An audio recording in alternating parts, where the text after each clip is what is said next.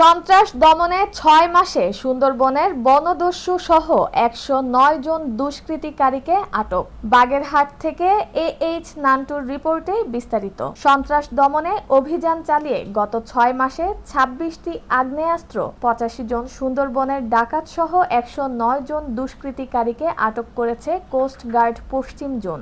এছাড়া বাংলাদেশ ভারত সমুদ্র সীমায় ফ্ল্যাগ মিটিংয়ের মাধ্যমে আন্তর্জাতিক মেরিটাইম বর্ডার অতিক্রমকারী ৯৫ জন ভারতীয় জেলেকে ৬টি বোটসহ হস্তান্তর এবং ৯০ জন বাংলাদেশি জেলেকে ২টি বোটসহ দেশে ফিরিয়ে এনে তাদের পরিবারের নিকট হস্তান্তর করেছে সংস্থাটি।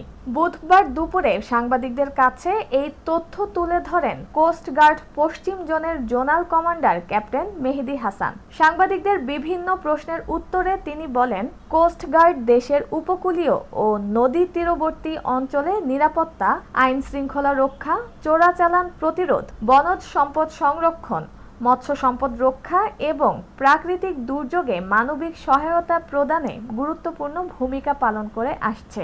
বিশেষ করে সুন্দরবনের জীববৈচিত্র্য সংরক্ষণ, জলদস্যু ও বনদস্যু নির্মূল, জেলেদের নিরাপত্তা প্রদান এবং নৌপথে অবৈধ কার্যক্রম প্রতিরোধে বাংলাদেশ কোস্ট গার্ড জনগণের আস্থার প্রতীকে পরিণত হয়েছে। ক্যাপ্টেন মেহেদী হাসান বলেন, ৫ আগস্ট ২০২৪-এর পর থেকে আমরা ২৬টা আগ্নেয়াস্ত্র, প্রায় ১৬০টি রাউন্ড গুলি, বোমা এবং ১০৯ জন দুষ্কৃতিকারীকে ও ডাকাতকে আমরা আটক করে আইনের আওতায় নিয়ে এসেছি।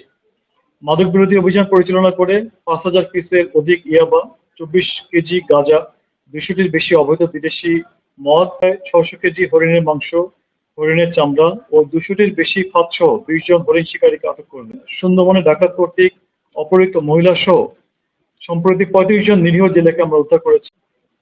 মৎস্য সম্পদ রক্ষায় সরকারের নির্দেশনা মোতাবেক গত ৭ মাসে ১,০০০ কোটি টাকার সমমূল্যের অবৈধ জাল, ২৬০ কোটি টাকার রেণুপোনা, ২৫০ কেজি বিষাক্ত ২,৫০০ কেজি বিষাক্ত চিংড়ি এবং ১০,০০০ কেজি জাটকা আমরা জব্দ করেছি।